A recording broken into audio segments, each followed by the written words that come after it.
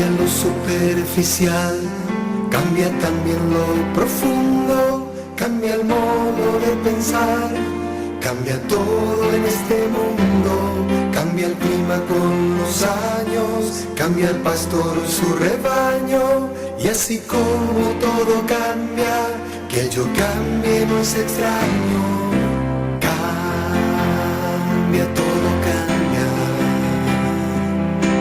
cambia todo, cambia, cambia todo, cambia, cambia todo, cambia. Cambia el más fino brillante, de mano en mano su brillo, cambia el nido, el pajarillo, cambia el sentir un amante. Hola, buenos días a todos, un gusto estar con ustedes hoy nuevamente en nuestro segundo programa del Poder Ciudadano en Radio Fe y Alegría. Y estamos así con toda la fe y con toda la alegría porque hoy vamos a tocar un tema que nos mueve. Un tema, el domingo pasado cuando terminábamos el programa decíamos vamos a hablar de la basura que hay en las calles, la basura que nos invade, que del lixiviado que se produce de la basura. Y resulta ser que en la semana surgieron tantos temas que tuvimos que cambiar por algo muy parecido o peor a la basura que vemos en la calle, como es el tema de los planilleros. El tema del planillero que estuve buscando, les cuento bien, estuve buscando qué es lo que significa planillero y encontré que no era una palabra que estaba en el diccionario. Sin embargo, la Real Academia Española lo puso en el 2012, 2013, lo puso como una de las palabras ya admitidas justamente desde nuestro país. El planillero, y define como una persona que está contratada, asalariada, pero sin funciones. Y realmente cuando pensamos en un planillero que está contratado, asalariado mensualmente, pagado desde nuestro presupuesto general de gastos de la nación, es donde nos quedamos con los pelos de punta, porque ese presupuesto está establecido para pagar gastos que vemos en la calle, la urgencia, cuánto se necesita.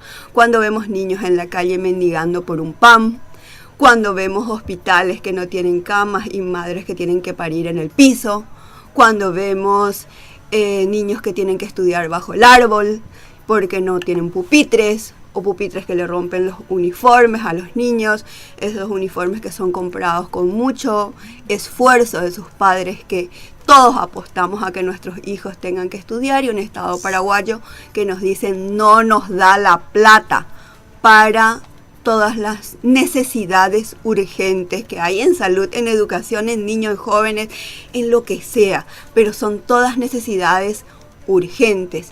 Y sin embargo vemos cómo la gente que asume un cargo, asume y hace abuso de su poder. Cuando esta semana saltó el caso de Karina Rodríguez con El Español, todos nos rasgamos las vestiduras porque esperábamos otra cosa de Karina, ¿verdad? Porque en realidad siempre le tuvimos como alguien de las nuestras que defiende las necesidades de la ciudadanía.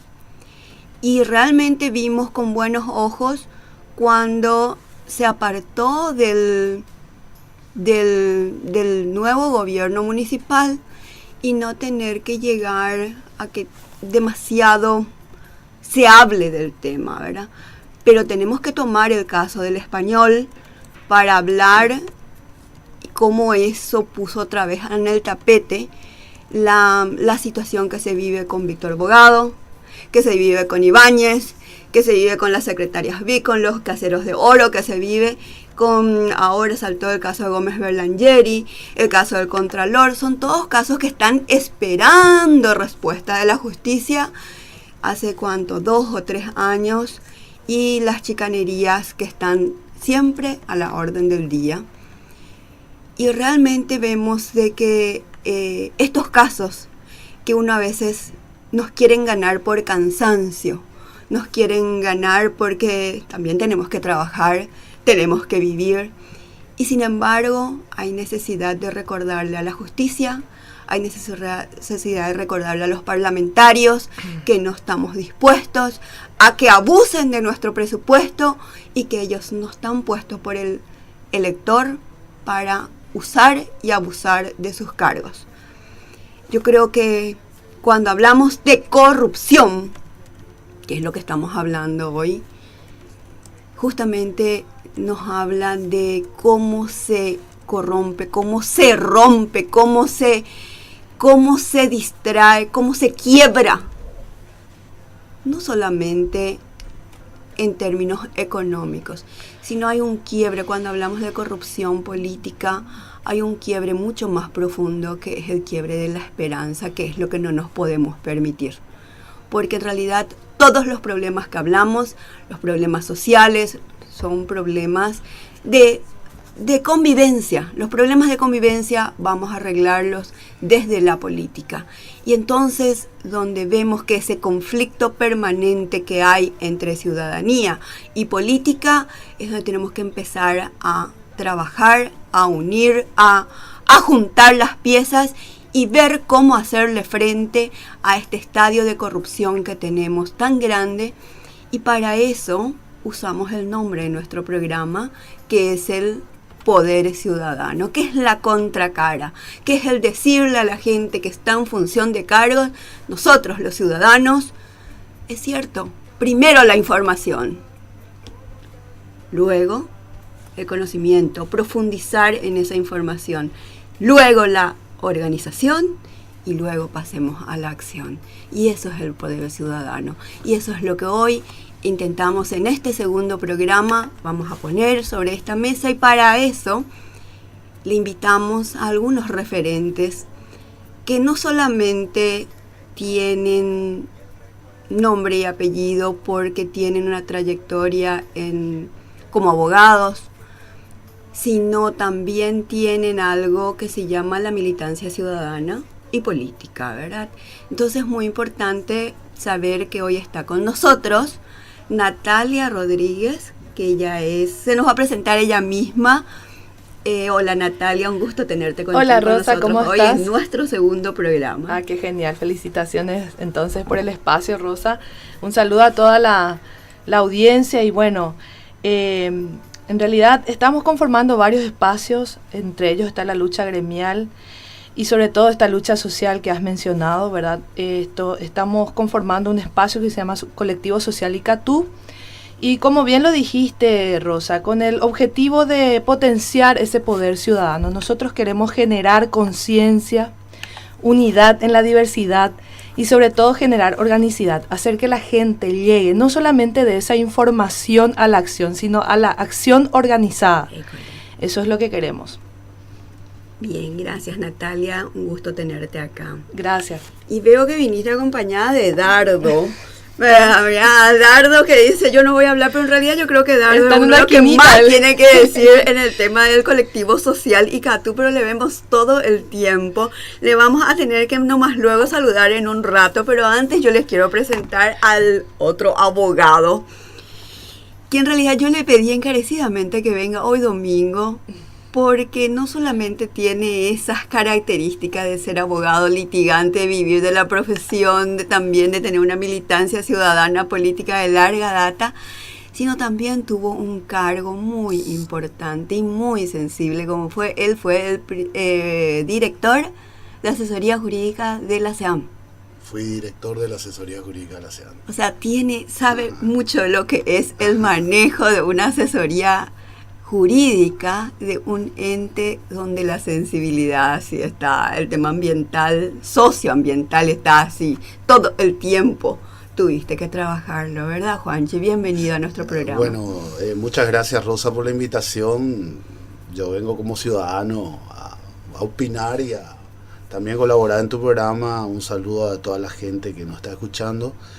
Y bueno, los temas que vos abordás son temas, digamos, que están tan latentes en la sociedad actual, que amerita, digamos, que superemos ciertas cuestiones, ciertas taras que tienen nuestro país, que nos está en este momento llevando a una situación de ser uno de los países más atrasados de la región, y tenemos que asumirlo como tal, ¿verdad? Desde el punto de vista de derechos que la gente, de la ciudadanía. O sea, somos un país donde tenemos que empezar a admitir que no es un país pobre, es un país empobrecido, donde la gente está empobrecida. Y eso es porque falta una política real en donde las instituciones, llámese Estado, si queremos decirle Estado, o las instituciones del país, tienen que abordar problemas como el tema de la distribución, de la lucha contra la corrupción, etcétera. Bien, Juanchi, bienvenido a nuestro programa. Nos dicen acá que tenemos oyente al aire, Juan Así Jesús, es, ¿qué tal, Rosa? Danos el saludo y después vos. El saludo para vos, para la audiencia y por supuesto para los presentes también. Puede comunicarse a la gente 37 47 46 y 37 47 47. Tenemos el primer oyente al aire. Buenos días. Buen día. ¿Qué tal? ¿Cómo está? Ay, muy bien, Sonia le habla. Hola, Rosita. Hola, Sonia, ¿cómo estás? Muy bien, ¿y vos? Súper bien. Rosita, Dime. yo quiero decir, antes de que le sigan masacrando a Karina, te cuento que yo no le voté. Inclusive te cuento que te voté a vos y siento mucho que no hayas entrado, porque me parece una persona excelente. Gracias. Y sobre todo tenés una honestidad a prueba de fuego, Rosita. Pero lo de Karina, te quiero decir que no le podemos comparar a Karina con el resto de la gente. Si bien ella estuvo mal lo que hizo, no podés meterle en la misma bolsa con todos estos sinvergüenza que hace años que están liquidando a este Estado, robando lo indecible, saqueando y esquilmando a este pueblo. Y yo creo que fue desmedida la reacción de Zucolillo y de Bierzi y de Carter, porque ellos son los que dominan esta opinión pública, ellos tienen el manejo y el monopolio de la prensa, porque no sé qué les habrá tocado, porque algo les habrá tocado para que ellos, porque estos pues sacan presidente, ponen presidente de acuerdo a sus intereses, y algo habrán hecho. Inclusive le escuché decir a Euclides Acevedo que no fue el objetivo Karina Rodríguez, sino fue Mario. Y yo pienso, Rosa, que no podemos meterle a Karina Rodríguez. Yo creo que ella fue una chica, una de las políticas más limpias que tuvimos. Y si bien tuvo una gran equivocación, un gran error, o se metió en esta corrupción, mataron a una política que estaba empezando a surgir. Porque esta chica ya no se levanta más. Y es una chica muy inteligente, una chica joven que tenía muchas posibilidades de salir adelante y ir escalando posiciones. Entonces, eso nomás lo que quería decir, no ponerle toda en la misma bolsa, porque no es la misma bolsa. Está Fonseca que le metió a dos de sus chongos y cuántas otras cosas indecibles. Y bueno, nada más que eso. Gracias por escucharme. Gracias, Sonia, por tu participación. Sí, Sonia tiene razón. Yo creo que es la opinión de mucha gente, realmente, y yo creo que eso es lo que nos duele. Justamente eso es lo que duele, ¿verdad? Porque aprovechan para igualarnos a todos. Y realmente es porque hoy tocamos la corrupción, porque una de las cosas que nos duele es cuando desde la corrupción, cualquier traspiés, todos los grandes corruptos, históricos corruptos, aprovechan para igualarnos a todos diciendo, viste, todos luego son iguales. Por eso es que nosotros pedimos que a todos se le investigue y a todos se les caiga la ley, porque finalmente, ¿qué es lo que es el delito? Ustedes, tanto Natalia como Juanchi, van a concordar conmigo, para que sea delito, tiene que estar reglamentado. Entonces, no hay subjetivismo. Hasta dónde, y hay que medir y cuantificar.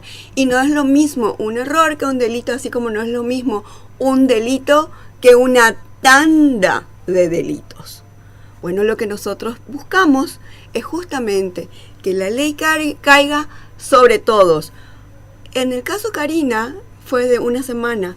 En el caso de todos los que estamos citando, más todos los que están surgiendo ahora, hablamos de historia de corrupción y cómo los tentáculos institucionales les van protegiendo. Yo creo que ese es nuestro gran trabajo, cómo empezar a desenmascarar y a romper esos tentáculos de corrupción, ¿verdad? Creo que es eso. Creo que nos dicen otra vez otro oyente al aire. Adelante. Oyente, adelante. Buenos días, señor Baixaba. ¿Qué tal? Vaya Pamá Pandé. Se será el capitán del navío Guillermo Galeano. Guillermo Galeano, vaya pa. Y por antes, Ina, Hakura Mayebe. Sí. Chando, hay como vale a prestar servicio al norte del Chaco paraguayo, en el hito número 1, Fortín Esmeralda. Hubo en lugares era Pozo Hondo, marinería, una base aeronaval de Pozo Hondo. A usted una vez visitar el señor Acero Sucolillo, un agente joven de avión particular, y piloto o sea, maneja otro niño avión. A usted se dice de usted ahora, capitán Galeano, diario de 6 horas. Ayúdenme a presentarse la Yerretiraride, esto de cuidan vale, Orera y el Cuipa, los oficiales de servicio activo, ayuda a llevar eso del trabajo, porque Orera, los movimientos de abogados, con los aguanadores, después de mucho tiempo la resuelve a mí. Me he hecho el trabajo, hice que juego 3 meses y meta después. Ya puedo meter todos los esfuerzos. En meta departamento de servicios generales. Aproveche adecuarse el cargo de la limpieza, señora que hace la limpieza, se tiene que limpiar los baños. Aproveche a Mapo. Un 3 meses de web, o de disposición, no de él, sino de otro, que ya pagan este trabajo. Vea recuerda adecuada a hacer su colilla. Hay que hacer, vea que tuve 10 nombres de los más ricos del Paraguay. Uno yo sé es que ahí donde trabaja Menchi y su marido. Bierzi, la empresa Bierzi, y su colillo, 2, entre ellos hace el tapujo cada año. Son los más multimillonarios. Yo sé que el tercero es el señor presidente de la República, Horacio Cartes Jara. Y el último, el siguiente, ya no me acuerdo más. Así es. Si usted me puede hacer el favor de decir esos nombres y de dónde han adquirido tanta riqueza y cómo. Yo creo que son ahí las fuentes de la corrupción. Muchísimas gracias. Gracias, hasta luego. Muchísimas gracias. Capitán. Había salido hace poco tiempo, anualmente sale una lista de los empresarios más exitosos, normalmente es como suele figurar a nivel nacional incluso también, y se hace un repaso a nivel internacional. Y llamativamente siempre los mismos también, y no varía demasiado esa lista anualmente. Bien, yo creo que yo quiero que Dardo nos dé un saludo. Dardo Ortiz es uno de los referentes principales del colectivo social ICATU, y ya que está acá, yo creo que es importantísimo que comparta con nosotros este tema, que es nuestro tema del día, y es el tema de todos los días de la sociedad civil organizada. Hola Dardo, un gusto tenerte con nosotros. Buenos días Rosa, a todos los compañeros y compañeras, a toda la audiencia. Y bueno, este tema de Karina realmente creo que se nota que hay a mi criterio hay un ataque, así como lo había dicho Mario Ferreiro, hay un ataque de grupos fascinerosos contra los sectores de izquierda y progresistas, ¿verdad? Esta gente, especialmente que están encastradas dentro de la ANR, están muy dolidos por la derrota, tanto en Capital y en muchos puntos en Central, ¿verdad? Ellos perdieron muchas intendencias, entonces ellos de alguna manera están tratando de reaccionar de esta manera a un ataque virulento contra los sectores de izquierda y progresistas. Yo creo que hacia ahí vamos, ¿verdad? Y esta situación, en el caso de Karina, según lo que yo escuché, no hay dolo en en esta situación y en el caso del asesor. Creo que los compañeros que están acá, que son abogados, nos van a explicar la parte jurídica y legal. Creo que ustedes manejan mejor esa parte. Y bueno, muchas gracias. No quería hablar realmente, ¿verdad? Vine nomás después por hoy, ¿verdad? Pero bueno. Siguiendo un poco en la línea del compañero, si se me permite, nosotros hemos realizado un encendido debate en el seno del grupo, ¿verdad? También sobre el punto. Y realmente es así, ¿verdad? Hemos sacado una conclusión. Claro que rige siempre los elementos tanto de cargo como de descargo que pueda hallar efectivamente la Fiscalía a través de la investigación pertinente. Totalmente. Mientras tanto, toda persona, todo ciudadano tiene a su favor la presunción de inocencia. Bueno, claro que cuando eso justamente es otro punto que hay que discutir realmente, porque si bien en el derecho penal es así, en el derecho administrativo y justamente en los casos de corrupción, que es el tema que estamos hablando cuando hablamos de los históricos de la corrupción, justamente la carga de la prueba se invierte. Quien tiene que probar que no es corrupto es el afectado, ¿verdad? O sea, no, acá no rige cuando vos viste que se mal utilizó tu presupuesto. Y bueno, entonces el que tiene que defenderse, la carga de la prueba se invirtió en el caso de corrupción. Y eso es importante que lo hablemos y que lo hablemos así con absoluta transparencia, ¿verdad? Pues yo creo que esa es nuestra arma, ¿verdad? Rosa, con tu permiso y el permiso de los abogados también voy a tratar de meter un poco yo, tratar de traducir un poco. Él es comunicador. Comunicador. No, da para largo todo esto. Me parecería, quiero que me corrijan si estoy errado, en estos casos como de corrupción y cuando son de tinte público ya, se podría tomar como una suerte de acusado infraganti. Quiere decir que se lo vio cometiendo la infracción porque están las pruebas. Podría ser más o menos un paralelismo. Yo creo que, a ver, no sé si a qué caso de flagrancia nos podríamos remitir en la cuestión de los hechos, en la relación de los hechos. Acá lo que la Fiscalía y también lo que hay que demostrar es el cumplimiento de un reglamento, y hay que ver si ese reglamento efectivamente, por una parte yo lo que entiendo es que el funcionario era comisionado al Parlamento, sí, y por otra parte era, en realidad el cargo que tenía era de la justicia electoral. Bueno, entonces, ¿cuál es el punto?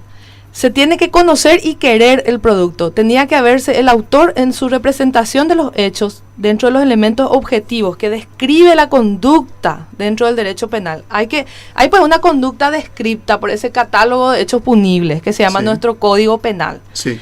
Cobro indebido de honorarios sería en ese caso concreto uno de los uno de los tipos por los cuales se le va a investigar, ¿verdad?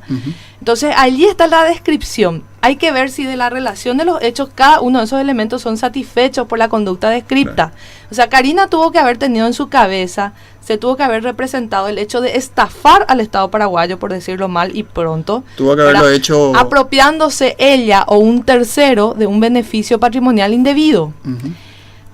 Eso es, tuvo que haber conocido y querido el resultado previsto en la norma, ¿verdad? Sí. Entonces, según su representación de los hechos, lo que tuvo que haberse dado esa lesión, ¿verdad? La representación que ella tenía en su cabeza de efectivamente lesionar ese patrimonio contra el Estado paraguayo. Eso es lo que tiene que demostrar la Fiscalía. Mientras tanto, procesalmente hablando, ella tiene a su favor la presunción de inocencia. Claro, obviamente. Lo que pasa es que yo quiero sacar un poco de la discusión sobre Karina y quiero centrar un poco en el cargo del asesor, porque vamos a ser sinceros, el cargo de asesor es un cargo digno, es un cargo necesario, es un cargo que ojalá y la mayoría de nuestros parlamentarios recurra a un asesor que tenga capacidad de hacerle cumplir bien su trabajo, ¿verdad?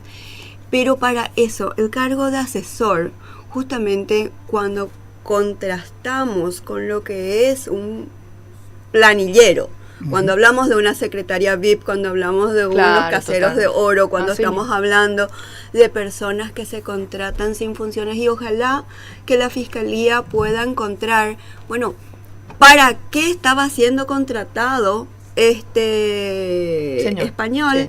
Sí. ¿Para qué fue contratado? Si tiene tantas capacidades, La aptitud. segura. No, tuvo que haber habido un contrato. Un contrato que diga qué producto se esperaba del asesor, porque el asesor no es una persona que firme planillas. El asesor es una persona que se le contrata. A nosotros mismos, ¿cuántas veces nos habrán contratado por un producto específico, pero que tiene cuestiones muy medibles, que son, te piden algo específico dentro de un tiempo determinado, con tales características, quién va a cubrir tus gastos de traslado si te tenés que trasladar, y las entregas parciales, las entregas totales, y una vez entregado la totalidad, te pagan los honorarios. Pero queda el producto, así como queda el contrato, para qué ha sido contratada la persona.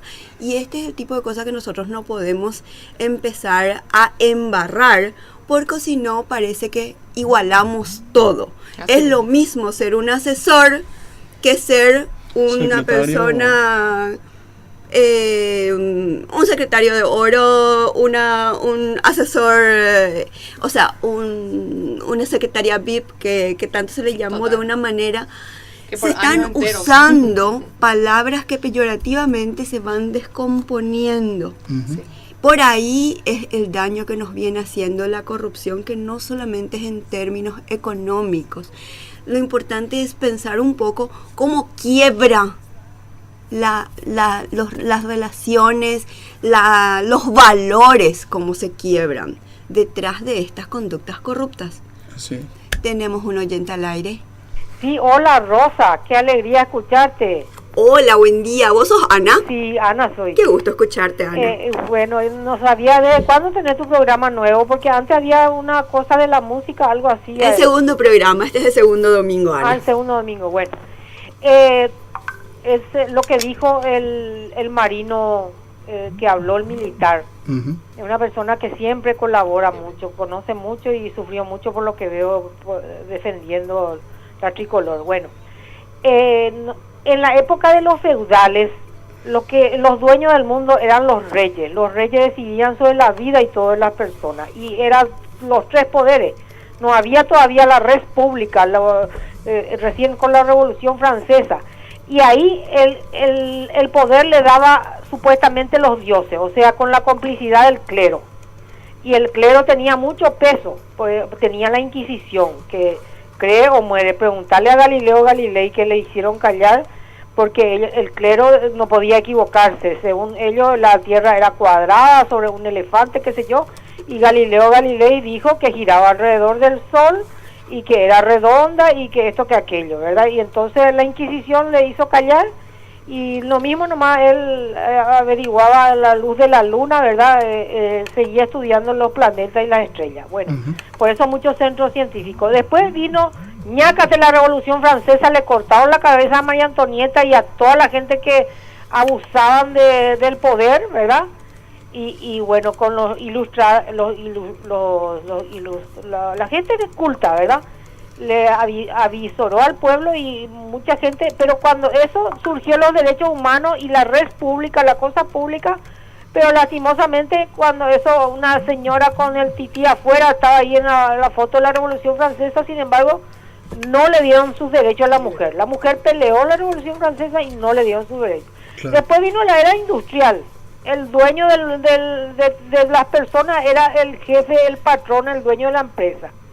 Y la gente vino del campo a trabajar en la fábrica y no se respetaba las 8 horas, se trabajaba 12, 16 horas, no tenían uniforme, no tenían salubridad, nada. Pero después vino ñácate la organización de los obreros y otra vez terminó esa segunda ola según Alvin Toffler. Y ahora estamos en la era de la comunicación, y por eso es importante que haya libertad de expresión como esta Radio Fe y Alegría, que te permite participar a los oyentes para que no colonicen nuestra cabeza, porque todo el día vos te despertás, abrís la tele, el diario, la radio y te dice tome gaseosa tal marca. Todas las gaseosas sabemos que son veneno, porque descalcifican, producen una gana luego. Bueno, después vaya, en vez de disfrutar de nuestros arroyos, nuestros ríos, lo que sea, le dice vaya a Punta Cana, vaya a tal parte, que te endeude y después no podés disfrutar ni de tus vacaciones porque tenés que tener 2, 3 trabajos para trabajar, para pagar tu tarjeta o pagar tus deudas, ¿verdad? Entonces el engaño es el arma de la era actual. Engañan por todos los medios, ponen una chica linda que come, qué sé yo, una modelo hermosa de linda silueta, ella anda por lechuguita pero hace publicidad de la cajita feliz, por ejemplo.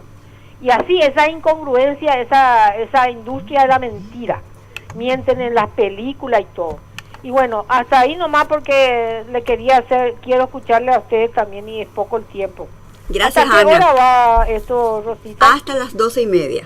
Gracias, Ana, por tu participación. Gracias, Bien, acá le tendemos al doctor Chamorro, que es un periodista, hace su doctorado en política movimentista a nivel latinoamericano y está escuchando el programa. Me encanta tener esas devoluciones porque hay gente que está muy atenta a lo que venimos haciendo en Paraguay desde los sectores movimentistas, sobre toda la organización social, y está diciendo que está escuchando el programa, que está muy interesante, y dice que tenemos que hablar no solamente del corrupto, sino también del corruptible. Es eso todo un tema, y hay una cosa que dice: todo político tiene la experiencia de saber que el cumplimiento del cargo lo expone a estos tipos de situaciones públicas. Y ahí yo te quiero preguntar un poco, Juanchi, vos que estuviste, que siempre estás, porque estuviste también creo que en el Departamento de Derechos Humanos. Estuve en el Ministerio del Interior. Ministerio del Interior. O sea, realmente yo creo que la gente que está en función pública y que puede salir por la puerta grande de su función, eso es lo que tenemos que rescatar, porque de esos hay miles. Nosotros nos acordamos de los 10 o los 20 que rompen con todo eso, y sin embargo creo que es importante la experiencia de personas como vos, Juanchi, que estuviste en un cargo, y que es importante que nos digas lo que se vive y cómo sí es posible cumplir con la función a cabalidad. Mira, Rosa, este tema es un tema muy interesante y muy complejo. Cuando uno está en la función pública, sin duda, y acá con la doctora, y vos que también sos abogada, sabes perfectamente que los funcionarios se rigen por normas muy estrictas. Sí. Porque, bueno, en el derecho administrativo existe el principio de legalidad, entonces uno tiene que hacer estrictamente lo que dice la ley. A veces los abogados somos un poco pesados en la administración pública, y sobre todo cuando uno cumple un cargo de director jurídico, por ejemplo, porque trata de que todos los funcionarios cumplan los procedimientos, y a veces se nos trata de ser personas burocráticas. Pero sucede que si no se cumplen a veces los procedimientos, puede llegar a suceder este tipo de cosas que, independientemente de valorar la intencionalidad o no de Karina Rodríguez, se puede cometer un error porque se relativizan las normas del derecho administrativo. Entonces yo creo que, independientemente de analizar el tema de la corrupción, que es un tema central en el Paraguay, también, si bien es cierto, este es un caso aislado, pero es importante llevar la señal y ir marcando el camino de que los funcionarios tienen que regirse por normas y tienen que cumplir estrictamente las normas para protegerse ellos y para proteger también la institución hacia la cual trabaja. Esa es una situación latente y permanente en el funcionario público, y que uno siempre está expuesto, porque uno puede cometer errores, efectivamente. Por eso el tema yo creo también que aquí es una cuestión fundamental que hay que debatir, y que es un problema que está latente en la sociedad paraguaya, es el problema institucional. Porque en Paraguay hubo un asesor de la Unión Europea que, cuando vino a analizar sobre cuestiones, creo que vino en esta comitiva para el tema de las elecciones del 2013, dijo que las leyes en Paraguay son como referenciales. Muy flexible. Sí, o sea, la ley electoral dice claramente que no se pueden dar los datos de boca a urna, pero se interpreta, a alguien se le ocurrió que se puede dar de otra manera, ocultando, y se da. Pero la ley dice una cosa, ese es un ejemplo. Pero en general, en el Paraguay, las leyes son relativas, las leyes no se cumplen. Se le busca el acento para interpretar de otra forma. También, y también se relativiza el valor de la ley. Uh-huh. Sí. O sea, la ley como que, sí dice, eso pues no se puede ni hacer. Nadie lo hace. No puede cumplir, es imposible. Y entonces, ¿para qué existe la ley? Cambiemos y hagamos una ley de acuerdo a nuestra realidad. Claro. Pero los funcionarios públicos tienen que saber que ellos tienen la obligación de cumplir estrictamente las leyes. Doctor, ¿qué pasa con esa idea que está también? Una persona que entra a un cargo público, sí, y dice, bueno, pues yo me tengo que acomodar a la corrupción porque si no, el que está arriba mío va a terminar sacándome el puesto o me van a rajar porque porque le denuncié a la persona que me había dado el trabajo a mí. Mira, la corrupción está institucionalizada en el Paraguay, eso no es ningún secreto, y ser honesto a veces es un problema. Pero yo creo que eso es una opción personal de toda persona. O sea, si uno decide ser una persona honesta y no corromperse, probablemente va a tener barreras, va a tener limitaciones y va a tener, hasta si se quiere, hay veces que hay personas que por su honestidad han sido separadas del cargo, o llevadas, digamos, al famoso freezer y dejándolas sin funciones porque molesta. Una persona honesta molesta. Así mismo. De esos casos, doctor, hay muchísimos dentro del propio Poder Judicial. Justamente. Y justamente en esa lógica, lo que nosotros hallamos como activistas desde el punto de vista social, porque en eso desde esa referencia tomamos el diseño luego, ¿verdad? De la herramienta, como dice el doctor. El diseño que tiene de la legalidad. Aquí se parte de la lógica que se tiene al momento de legislar, es que va a haber nomás luego sí o sí corrupción. Entonces todo es una maraña de cosas, como bien lo describió el doctor, una maraña de elementos que a lo mejor incluso atentan contra la ejecutividad de los actos.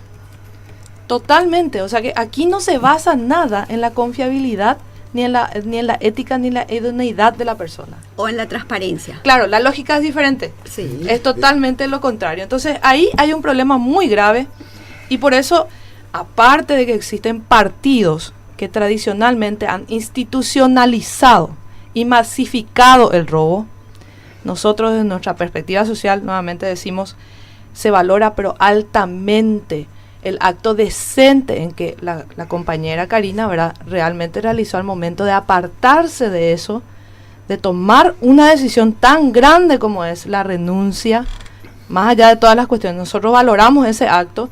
¿Por qué? Porque ahí lo que se está demostrando es que el proyecto es lo más importante, no la persona. El proyecto, ella está tomando ese acto como algo, y ojalá, desde la otra perspectiva, esto tenga su eco ahí en los lugares donde realmente queremos. Y ojalá que todos los diputados y senadores ahí donde realmente queremos que la gente efectivamente se someta como debe ser. Y hay que ver cómo uno va recordando también, porque en los casos anteriores, yo había redes sociales que todo el mundo, como se sabe, Karina Rodríguez es una persona que hacía mucho, tenía mucha fuerza en las redes sociales, llamaba a mucha gente para distintas movilizaciones. Se daba este tema de ciertas burlas, como por ejemplo, ahora vamos a movilizarnos contra ella, ahora vamos a hacer tal cosa y tal cosa. Y vía redes sociales se daba también tiempo atrás, cuando había explotado el caso de la niñera, el caso de la secretaria VIP, todos estos casos, vía redes sociales se daba muy fuerte. Y que esto tampoco quede en el olvido, que no quede solamente en una discusión que parezca la famosa discusión paraguaya deportiva, Cerro Olimpia, que porque yo no le quiero le echo más la caña. Así mismo. No, yo creo que es oportuno recordar a los casos históricos. Los casos que ya están por cumplir, no sé, 3, 4 años, y sin embargo están ahí con chicanerías manteniéndose. En el freezer. En el Poder Judicial, que hace caso omiso a todas las tramoyas de sus abogados, y en realidad no se está usando lo que tanto siempre pedimos los abogados, que sean declarados de litigantes de mala fe. No, se les perdona todo y hay como esa flexibilidad que nos decía el doctor Rivarola acá, como que sí, cuando son amigos le miramos con otros ojos y flexibilizamos las cosas, y en realidad lo que buscamos es que la ley caiga para todos y con la gravedad que tiene que ser. Totalmente. Si el delito es 1, que se juzgue 1. Si el delito es 10, que se juzgue por 10. Bueno, tenemos un oyente al aire. Adelante. Sí. Hola, sí, Rosa y Company. Le Sí. quiero hacer un refresh de algo reciente que pasó. El Ferrari de Calais, por ejemplo, entró por una notecalle, entró preso VIP, y se hizo el desmayado y todo, y ahora ya está disfrutando de lo robado. No se le quitó lo que robó y encima tiene prisión domiciliaria. Pasó la Navidad y eso con lo suyo. Y por otro lado, el caso Curuguatú se alarga. Entonces no hay equidad y no hay que la ley es igual para todos. Hay personas de primera y de segunda, por lo visto. Y no solamente eso, la presunción de inocencia, cuánta chicanería hay dentro de la ley, ¿verdad? Cuando la persona tiene plata, se presume su inocencia. Y cuando roba un celular o cualquier cosa para drogarse, para olvidarse que tiene hambre, lo que sea, los motochorros y eso por cualquier cosa, la verdad que nos da gusto también que te quiten tu celular, ¿verdad? A mí ya me pasó 2 veces, ¿verdad? Pero por suerte fue sin violencia, ¿verdad? No me pusieron un revólver en la cabeza. Pero de cualquier manera, eso que están poblando la cárcel son todo gente que no tiene para pagar un abogado. Eso nomás, así nomás es sencillo. Desde la época de Víctor Hugo ya son los miserables, ya está. Pero yo creo que justamente eso es lo que tenemos que romper. Gracias, Ana, bueno, por perfecto. el recordatorio. Sí, tenés toda la razón del mundo. Yo creo que si estamos, justamente en esta mesa estamos varios de los que dejamos las redes sociales, dejamos un poco el teclado y cada tanto salimos a la calle, nos juntamos, organizamos, nos informamos. Yo quiero pedir una cosita nomás, Rosa. Sí, señora. Yo quiero pedir que Belén Maldonado devuelva todos los 5 que fabricó la hija del diputado Celso Maldonado. Así también, que vaya devolviendo los 5. Pero podemos hacer la lista, de buena fe, la lista de los pedidos que tenemos que hacer, acá, de cuántas devoluciones, no algo, solamente que nos devuelvan los montos, los 5 creados, que nos devuelvan las facultades creadas fantasmagóricamente sería, que nos devuelvan todo lo que robaron de nuestro presupuesto con sus respectivos intereses, que devuelvan muchas cosas que nos tienen que devolver. Y hay algo que es lo que siempre nos preocupa, que es lo que nos tienen que devolver realmente, la credibilidad. Porque cada vez que tocamos estos temas, lo que más se resquebraja es la credibilidad. Y lo que se demuestra con cada elección es que la gente ya no cree en la clase política y entonces cada vez sale menos a votar y entonces la democracia es la que se viene resquebrajando. De verdad, hay un chicote demasiado fuerte que se nos da a la institucionalidad, a la democracia y a los que queremos vivir con unas reglas de vida. Porque finalmente, ¿qué es lo que es el parlamentario? Nos decía Juanchi hace un rato, y bueno, pero las leyes se flexibilizan, pero están hechos por ellos mismos y ellos son los que no cumplen. Claro.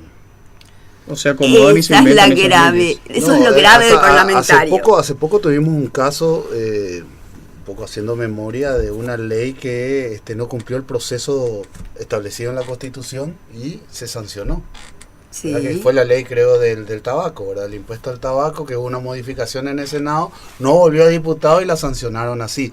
Una cuestión tan básica como eso, que es el proceso legislativo y que está claramente estipulado en la Constitución.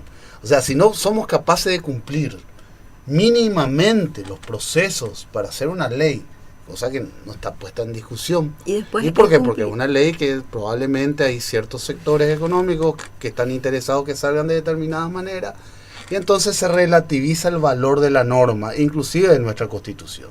Y eso es preocupante, porque si un país quiere avanzar, si no tenemos reglas claras para hacer las cosas, vamos a seguir en el estancamiento permanente. Realmente yo creo que cuando hablamos de procesos incumplidos en lo que es nuestra normativa, un ejemplo categórico de eso son las ordenanzas. Como las ordenanzas muchísimas veces no se pudieron aplicar porque no se publican. Y al no publicarse no tiene conocimiento Claro, público y no se vuelve obligatorio, no entra en vigencia, ¿verdad? Entonces, la persona que se propone para un cargo de reglamentación pública, porque va a obligarnos a todos, tiene que saber en qué se mete. Te voy a interrumpir en ese tema. Justamente ese es el papel de los asesores, porque la democracia hace que todos seamos iguales para ocupar cargos electivos. O sea, yo, por ejemplo, no puedo ser ministro de la Corte si no tengo un doctorado. Exacto. Pero sí puedo, porque una persona analfabeta puede perfectamente ser parlamentaria, o con una formación, digamos, no académica, puede llegar a ocupar un cargo electivo, porque esa es un principio de la democracia. Y bueno, en ese sentido, no es necesario que las personas que se candidatan tengan un conocimiento, digamos, profundo de todo, pero sí, si son responsables, se hacen asesorar de manera adecuada. Por eso es importante y hay que reivindicar el papel de los asesores. Pero el papel de los asesores se tiene que hacer de acuerdo, digamos, a ciertas reglas, y que efectivamente cumplan ese rol y que se nombren personas capacitadas para ese cargo, y que no se nombre a cualquier amigo, amiga o operador político por el simple hecho de que vos tenés un espacio para darle un salario, ¿sí? Que se contraten a personas que realmente cumplen una función importante dentro de estas instituciones del Estado. Me encanta ese tema, porque justamente yo creo que esas son las formas que están rompiendo, vaciando de contenido no solamente la palabra, sino que vaciando los roles. Y cuando decimos eso, Juanchi, mira, yo creo que ese es un tema que nos tiene que ocupar más de un programa, porque el valor del cargo hay que poner al tapete, y la responsabilidad del cargo. No podemos nosotros estar diciendo un asesor y bueno, que venga un correlí para que me sirva un tereré, total, tengo acá un salario que le puedo destinar, que muchísimos casos que tenemos conocimiento de eso en el Parlamento. El valor del cargo, justamente, porque cuando uno dice asesor, es justamente para que hoy en día tenemos un presidente de la República que viene de afuera de la política y necesita empaparse de lo que está él dirigiendo, que es un país nada más y nada menos. Eso quiere decir que el cargo del asesor es fundamental. Es un cargo en cualquier institución política. Desde antaño existieron los asesores. Así es. No puede funcionar un Estado sin las personas especializadas que te den, porque uno, por ejemplo, puede tener un conocimiento limitado de la economía. Claro. Eso no por no ser un experto en economía no va a poder tener un cargo de presidente. Totalmente. Pero para eso están los economistas, para eso están los abogados, para eso están los ingenieros, para eso están los politólogos, los sociólogos.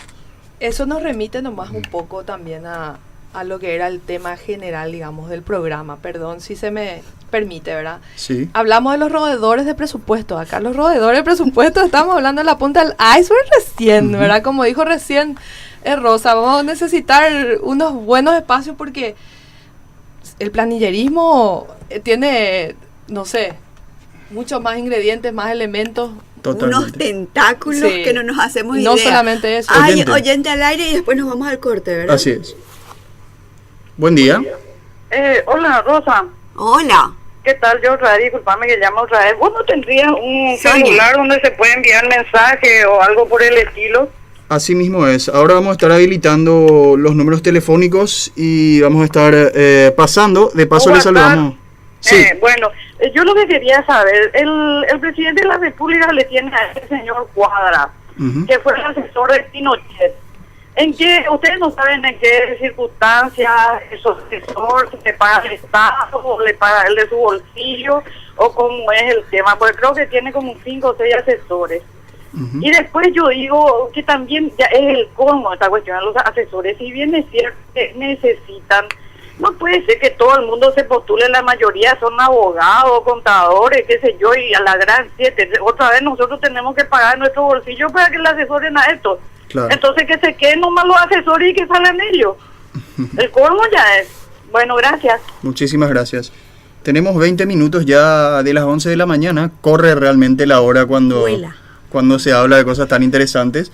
Vamos a darle el hashtag. Sí. Hashtag. Mi hija me corrige. Y también voy a aprovechar para corregirme. Sí. El hashtag hashtag Poder Ciudadano. Poder Ciudadano. Así O el hashtag Roedores de Presupuesto. Ahí pueden escribirnos todo lo que ustedes quieran decir. Vamos a ir leyendo dentro de lo que podamos dentro del programa. Así es. Y el número de teléfono al que pueden enviar sus mensajes, el 0984 290 322. 0984 290 322. Con nuestro community manager que está debutando también con nosotros hoy, Neri Villalba.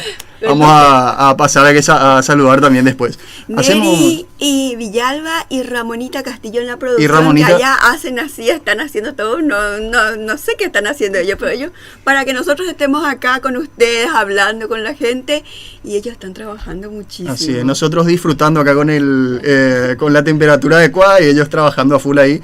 A mí me están metiendo terror psicológico para mandar el corte, ¿eh? Así que mandamos un pequeño corte ahora y volvemos enseguida. 1300 AM.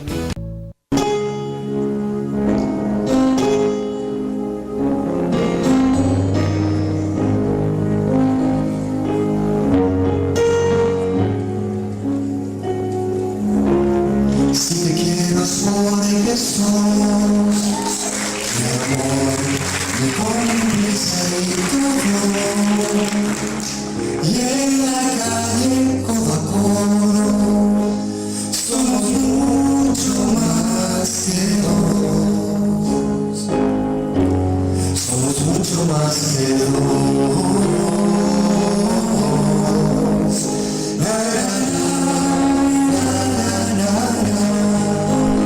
Bien, estamos ahora de vuelta con nuestro segundo bloque del Poder Ciudadano. Y vaya que nos decía Dardo recién, nosotros abrimos demasiadas aristas, es que esa es la corrupción.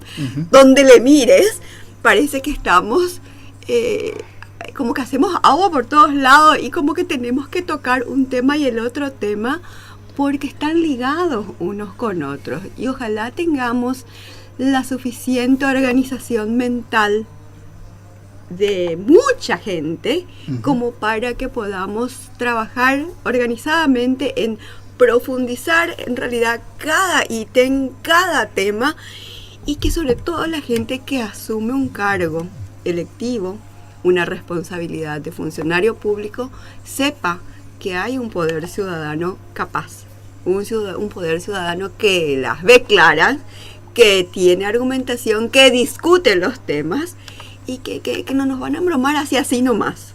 Claro. Así mismo, en esa lógica, por ejemplo, hablando de la organización mental, la lista y los esquemas, acá tenemos unos cuantos puntos. Por ejemplo, el presupuesto general de gasto de la nación, el tema de los criterios, qué es lo que es los gastos rígidos, cómo se hace su formación, cómo se hace ese control participativo, el tema del presupuesto en las municipalidades, el tema de los porcentajes para la educación. Recién estuvimos tocando fuera de micrófono un tema fundamental que es la educación. ¿Cuánto tenemos nosotros de nuestro presupuesto en Paraguay hoy para la educación? ¿Cuánto el impacto de lo que pasó con el FONACIDE, por ejemplo? Hay tantas cosas, es un monstruo grande y pisa fuerte esto, Rosa, este tema del Entonces, ¿de dónde le agarramos ahora? Porque acá hablamos de roedores de presupuesto. De roedores estamos hablando realmente. El tema de educación tenía entendido que era, si no el más bajo, uno de los países más bajos en Sudamérica o en el mundo, bueno, el Paraguay. El tema de no solamente educación, sino también la inversión social, que el Paraguay está entre los países que tienen menor inversión en cuestiones sociales. Sin embargo, es una de las sociedades más desiguales de la región. Y bueno, y son todos temas que hay que empezar a trabajar. Y yo creo que también hay una cuestión que es muy importante, como acá Rosa habla del tema del poder ciudadano. Hay también una responsabilidad un poco de trabajar en la conciencia de la gente.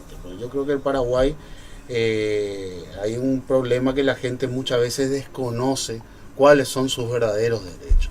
Por eso a veces cuesta reclamar, ¿verdad? En la medida que uno no tiene conciencia de sus derechos, entonces es muy difícil que reclame los mismos.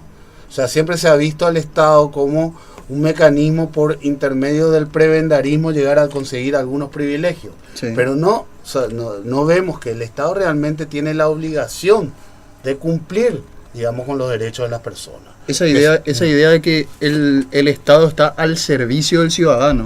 Claro. Y que el ciudadano es el encargado de pedir que a uno se le rinda cuentas. Me parece que de a poco se va ganando esa idea de vuelta, o de a poco se va metiendo esa idea en la cabeza del ciudadano paraguayo. Pero es lento todavía. Lo que pasa es que en la medida que la gente conozca sus derechos, puede reclamarlo. Claro. No reclama aquel que no conoce. Te pueden pasar frente a la nariz, frente a los ojos, y si no tenés esa formación o ese conocimiento, y no lo vas a reclamar nada porque no sabes. Ahí viene el problema, porque siempre nos quejamos de que sacaron de la malla curricular la educación cívica. ¿En qué pensaban nuestros grandes planificadores de educación o esos gobiernos, sucesivos gobiernos que quitaron la educación cívica de nuestra malla curricular? Yo me pregunto si tal vez no estaban pensando en cómo dormirnos a la ciudadanía para no ser seres reclamantes. Nosotros creemos que efectivamente eso, Rosa, responde a un criterio de un diseño preestablecido, ¿verdad? Sí. O sea, el producto que se busca es justamente ese, ¿verdad? Entonces, pensamos que no solamente se basa en criterios de formación, incluso también hay que reunir los contenidos adecuados socialmente hablando, ¿verdad? Para que no solamente que seamos ese ciudadano que exige el presupuesto, sino que incluso, desde nuestro entender, se debe democratizar ese diseño del presupuesto. Se debe hacer que el ciudadano participe activamente, incluso desde la propia formación, en la ejecución, en el control. ¿Por qué no podríamos democratizar los presupuestos municipales, por ejemplo? ¿Verdad? ¿Por qué no podríamos? Claro, que tanto insistimos en eso, porque quien más que menos tiene un recto sentido de justicia y de razón, ¿verdad? Claro. Por más indocto que uno sea, porque de eso se trata, como dijo hace rato el compañero, ¿verdad? Se trata la democracia, de darle ese poder genuino, originario y auténtico a la ciudadanía. Eso es algo que falta, pero rotundamente, ¿verdad? Entonces, hace falta trabajar en ello, y por eso justamente es nuestra idea, generar esa conciencia participativa. Porque aquí el sentido de lo colectivo es lo que hay que restaurar. El sentido de lo colectivo, qué bien que suena, ¿verdad? Pero realmente tenemos mucho trabajo que hacer para trabajar en ese sentido colectivo, esa responsabilidad plural que tenemos todos para construir lo que queremos y no seguir aceptando lo que nos dan. Y yo le digo eso a la gente que no participa. Que la participación no solamente es el voto. Sí, pero aunque sea eso, por favor, aunque sea el voto, pero ese voto que elige. El primer paso es agarrar tu cuerpito, ir a votar, y después el siguiente paso es empezar a exigir. Pero aunque sea el voto es importante. Aunque sea, yo siempre le digo a la gente, si no te importa por vos, aunque sea por tus hijos.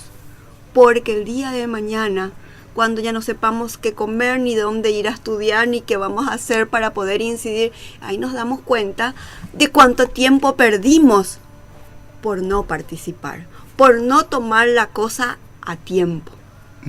Esa responsabilidad colectiva es la que nos toca a nosotros, que estamos en el sándwich, porque están unos cuantos que ya se están yendo y otros cuantos que están naciendo, y nosotros que estamos en el sándwich tenemos la responsabilidad de hablar de estas cosas que nos afectan. Cuando corroen nuestro presupuesto, cuando están comiendo todo lo que es de todos, y bueno, la responsabilidad de enderezar eso también es de todos. No solamente, si bien hoy estamos acá 3 abogados, hay comunicadores por excelencia, hay gente que vive su día, su noche, su madrugada. Yo le veo a Dardo que no duerme. Yo digo, ¿en qué momento lo que este muchacho duerme? ¿En qué momento lo que trabaja? ¿En qué momento? Sí, pero es como la militancia. Es cada uno decidió qué hace con su profesión, qué hace con su tiempo. Y es una forma de dación que a veces uno lleva al extremo sin percatarse de que, nosotros decimos, antes éramos 3 nomás los que estábamos frente ahí al Panteón de los Héroes, después ya fuimos 10, después fuimos 30, después ya somos 300, ay, pero qué felices que estamos, sí, pero faltan 3 millones. Se va rompiendo esa idea de que están haciendo barullo nomás. Claro, esos 30 datos locos. Ya superamos los 25 datos locos, por lo menos. Yo ya escuché los 30 gatos locos, ¿verdad? De a poco 35, 40 y va subiendo. Pero lo que pasa es en qué momento la clase política en función de cargos nos va a hacer caso realmente cuando dejemos de hablar todo de balde. Cuando dejamos de murmurar a gritos, que es lo que hacen las redes sociales. Cuando podamos argumentar, cuando podamos seguir los casos y cuando podamos hablar con propiedad. Ese es el verdadero poder ciudadano que tenemos que construir. Es un poder que está muy por encima de cualquier color partidario, es un poder que está muy por encima. El otro día venía acá este muchacho de última hora que decía que... Johanny, que decía, si es que logramos unir el poder de la comunicación con el poder del ciudadano, eso es un ultrapoder, decía, porque ahí sí vamos a poder incidir. Ese es un tema, Rosa, también importante, que yo creo que acá los compañeros también tocaron, o sea, el poder de los medios. O sea, también hay que tener una mirada crítica a lo que publican los medios. Es importantísimo el avance sobre el tema de lo que es la libertad de expresión y la libertad de prensa, pero a mí me preocupa muchas veces que los medios encuentran un motivo, un hecho, y abandonan un montón de cosas, y a veces hasta uno siente que hay una política de distracción. Claro. Lanzar por ejemplo, en un lugar vamos a hablar del caso de Curuguatí, que creo que se tocó acá. Es un caso que está prácticamente olvidado por la prensa, y es un caso que murieron 17 personas. O sea, debería ser el juicio, ¿verdad? El juicio. O sea, existen enormes irregularidades en todo el proceso de investigación, y sin embargo el fiscal fue nombrado viceministro de Seguridad, y Carte dice que él está orgulloso de haberlo nombrado. ¿Por qué está orgulloso? Seguramente porque cumplió bien el papel que se le dio para ciertos sectores. Pero entonces hay una serie de cuestiones. El tema de la persecución al movimiento sindical, o sea, lo que prácticamente la creación de un Ministerio de Trabajo, que ha sido una lucha de mucho tiempo, tratar de que exista una institución, un ministerio que exclusivamente trabaje en el tema de los derechos laborales, sin embargo se convierte en una institución a cargo, manejada por el sector empresarial, a perseguir los derechos de los trabajadores, ¿verdad? Y eso no sale en la prensa. Entonces tenemos que ver que no siempre lo que sale en la prensa está bien, pero muchas veces está direccionado. Entonces hay un montón de cosas que están ocultas por abajo y que son tan o más corruptas inclusive en muchos de los casos. Por eso que es muy importante que este espacio que lo abrimos de 2 horas podamos usarlo, porque realmente lo que necesitamos es generar esos espacios donde todos tengamos voz, pero todos, sin excepción, no importa si somos trabajadores de qué área o de qué ideología, porque finalmente la sociedad en la que convivimos es una sociedad plural. Acá nos dicen de que hay mucha gente que está enviando mensajes. ¿Vos podés leernos eso? Porque la gente está participando acá y da gusto. El primer mensaje: buen día. Creo que hasta esta epidemia del dengue es con un criterio preestablecido, terminar con la pobreza. Juanqui, dicen. Así mismo. Hasta el dengue se utiliza como... Así mismo. De a poco van llegando los mensajes, pueden seguir enviándonos. La pobreza no va a terminar ni con el dengue, ni con dejándole que la gente se inunde, si no hay políticas sociales de parte del Estado. Aquellas ideas de decir, vamos a terminar con la pobreza y salir el chiste después, la idea era terminar con los pobres, no con la pobreza. Que no va pero aumenta la cantidad de pobres, porque el único que puede intervenir para lograr que haya una mayor distribución son las políticas, la inversión que el Estado da en materia social. Así es. 0984-290-322, 0984-290-322, el número al que pueden mandarnos los mensajes, vamos a ir leyendo también cada vez que sea oportuno. Bien, acá nos dice el profesor Chamorro, dice, está bien lo que dicen, la prensa tiene interés económico. Claro, bueno, la prensa está manejada por empresarios, en los grandes medios por lo menos, y defienden intereses, y a veces atacan a un político y no atacan a otro, o cubren a uno. O sea, es una realidad que existe no solamente en el Paraguay, ¿verdad? Existe en muchísimos países, en casi todos, o en todos, ¿verdad? Por eso la prensa también, en muchos países existen normativas, no para limitar la capacidad de lo que puedan escribir o lo que puedan decir, sino para que se desmonopolice y haya una mayor distribución de los medios y que no queden 2, 3 empresarios importantes el dominio de todos los medios de comunicación. Acá en Paraguay estamos viendo una preocupante situación de avance de la monopolización de los medios, por ejemplo el caso de Bierzi, ahora entra Cartes, Sucolillo. Entonces tenemos tres grandes grupos económicos que nos van a decir, o le van a decir a la ciudadanía qué está bien y qué está mal. Pero se está traduciendo. Y que pertenecen al mismo núcleo de poder que es capaz de legalizar una donación, supuestamente por ley, ¿verdad?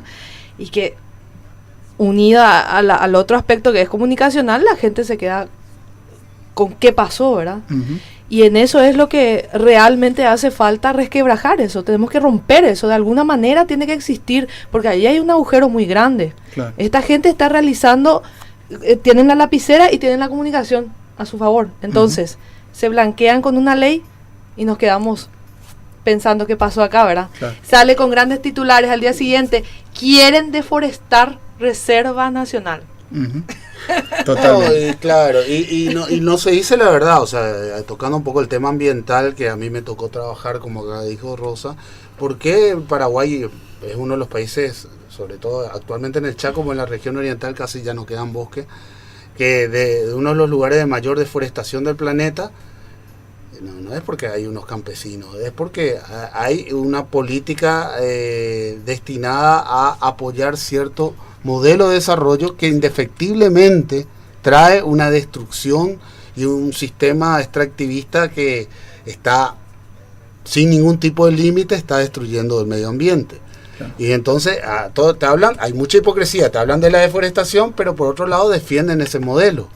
Ese modelo que en la SEAN se otorgan licencia para que un tipo deforeste 70.000 hectáreas, una cosa de loco. ¿Cómo puede haber una licencia para que alguien, sí, tiene el plan de trabajo, el plan de impacto? Claro, el impacto tiene un plan de gestión que pueden 5 años deforestar 70.000 hectáreas. El problema es un crimen. Estamos yendo al colapso. Es un crimen legal. No siempre el crimen está tipificado. Sí. Es una cuestión legal. Una cuestión filosófica sobre el crimen. Porque ahí está. Ahí mismo entramos en otro plan. Pero el delito, en realidad el crimen, está aprobado por la institución o supuestamente aprobado, me consta y te consta, doctor Rivarola, de que también las licencias, muchas de ellas fueron falsificadas. Sí. Ese caso en particular, que recordarás, yo tomé 3 casos de esos.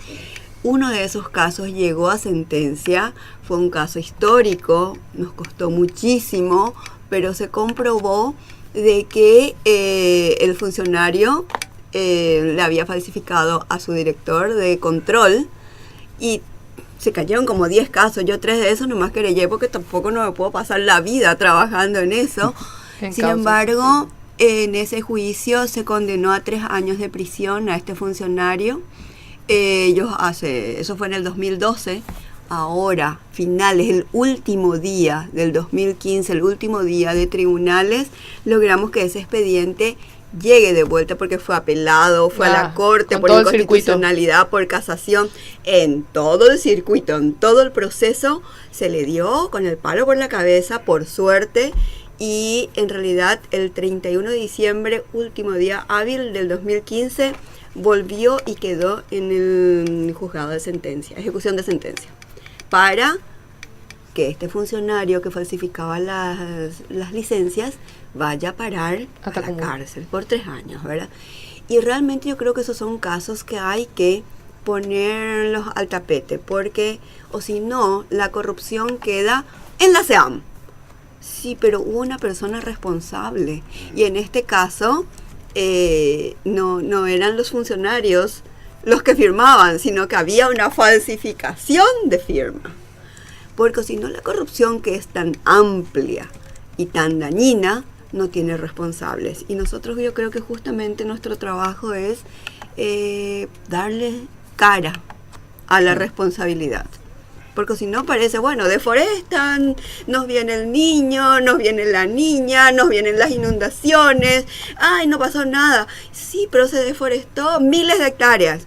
¿Y quién es el responsable? Y no sé, la SEAM.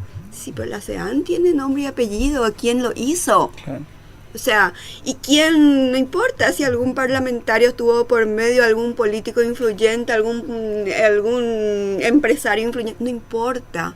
La corrupción tiene nombre y apellido. Y yo creo que el gran trabajo es eso. Yo creo que por ahí viene también la información oportuna que le pedimos a los medios de prensa, pero absoluta información, así con transparencia, y no importa de quién se trate, no importa de qué tema se trate, ni de qué instituciones estamos afectando. ¿Por qué? Y porque hay un interés superior. Pero me parece que dentro de este tema de los medios de comunicación, hoy día hasta el oyente, el lector, se da cuenta un poco que tiene un poco los ojos más abiertos. Si yo trabajo en ABC Color, no voy a apuntar contra su colillo. No voy a estar denunciando los crímenes de su colillo. Esa generación de conciencia crítica, que justamente estos espacios alternativos son los que nos brindan la oportunidad de ir extendiendo esta conciencia. Uh-huh. Es así, se insta, ¿verdad?, a no consumir esos medios de comunicación que evidentemente responden a ese núcleo de poder que estamos describiendo, ¿verdad? Ustedes saben que en esos medios de comunicación siempre vamos a ver la foto del motochorro que te asaltó en la esquina, pero nunca vamos a ver la fotografía de una persona que deforestó 70.000 hectáreas, nunca vamos a ver la fotografía de una persona que fue, en realidad, eso, no sé cuántas condenas hay en delitos ambientales. Poquísimo. No sé cuántas condenas. Generalmente los procesos en materia de delitos ambientales se llega a un acuerdo en la propia etapa investigativa. ¿Y qué criterio ese acuerdo contempla? Hay un contempla? principio constitucional que dice que tiene que haber una reparación, ¿verdad? Una reparación del daño cometido, ¿verdad? Sin embargo, la Fiscalía ha tenido una práctica lamentable con respecto a los crímenes ambientales y a veces hasta han resuelto casos de miles de hectáreas de deforestación con tinta y leche para una escuela. Claro. O sea, es realmente en materia de protección o de persecución de delitos ambientales, como en muchos otros casos, pero en ese en particular la Fiscalía está aplazada. ¿Por qué? Y ahí volvemos al problema de la justicia, ¿verdad? El problema es que realmente hay un poder real, un poder económico, que no está siendo, digamos, investigado, no está siendo, hay una impunidad de estos sectores, y que la justicia en estos casos no se mete, ¿verdad? Sin embargo, se mete si un campesino saca un árbol o sale en ABC que está cortando con un hacha o con un... Y a veces y se instala quiénes son los criminales. Claro. Se instala y hay un odio de clase y un odio de clase que es preocupante, que se está instalando a nivel de discurso. Así como Hitler hablaba de los judíos son los malos, y se metió en la cabeza a la gente que los judíos son los malos, y un tipo tenía un vecino judío que era su amigo toda la vida, y al día siguiente fue y lo denunció porque le metió en la cabeza que los judíos eran lo peor. Ahora se mete en la cabeza que los pobres son lo peor. Y es el mismo criterio, es peligrosísimo. De hecho, la lucha de clase, ni de ricos a pobres y de pobres a ricos, ninguna es avalable, porque lo que nosotros no podemos fomentar desde ningún lado es la lucha de unos contra otros por culpa de una política preestablecida de hacernos pelear los unos a otros. ¿Para qué? Y para enriquecerse ellos a costa de lo que es de todos. Yo no creo que de hecho nadie en su sano juicio pueda aprobar la lucha de unos contra otros, ¿verdad? Uh-huh. Realmente yo creo que ahí es donde, siguiendo un poco con lo que decía Juanchi, la impunidad que es un poco la que, a partir de haber ingresado al Poder Judicial, hay como una situación que genera así de, ay, eso lo va a terminar en lo pareí, total, luego la impunidad, eso luego se va a comprar, para eso lo están los amigos. Bueno, ese tipo de cosas nos quiebra moralmente. Y yo creo que justamente por eso es importante que hablemos de lo que significa la impunidad. Eso se traduce a muchísimos niveles. Hay un robo, le roban la mochila a un estudiante en la calle y dice, ¿para qué voy a denunciar? Voy a perder tiempo, total, ya no recupero lo que me robaron. Y eso se va traduciendo también y va evolucionando. Lo que pasa es que es una técnica también del poder, ese descreimiento, esa falta de credibilidad, te implantan, te generan pues ese miedo, ¿verdad? Uh-huh. Evidentemente hay mecanismos que utilizan. Nosotros tenemos que saber identificar esos mecanismos que se utilizan. Por ejemplo, lo que estaba diciendo Rosa recién. Cuando hablas del divide y vencerás, obviamente, ¿verdad? Nos hacen una super contracampaña contra los bañadenses, por ejemplo, ¿verdad? Entonces, se divide a aquel otro, se lo mira al otro como alguien que va a venir a lesionar mi derecho, cuando en realidad el que realmente lesiona mi derecho es ese que está arriba, ese es el que está enfrente. Y eso es lo que falta un poquito también trabajar, ¿verdad? Yo creo que desde el ámbito social. ¿Y qué intereses económicos hay detrás de esa, digamos, desprestigio, criminalización de esa gente, ¿verdad? Porque acá hay intereses inmobiliarios, ¿verdad? Sí. O sea, hay proyectos de convertir zonas nuevas de Asunción en toda la parte de los bañados. Y bueno, entonces inventan que los bañados se tienen que ir de ahí. Los bañadenses están ahí por culpa de que nunca hubo una planificación urbana.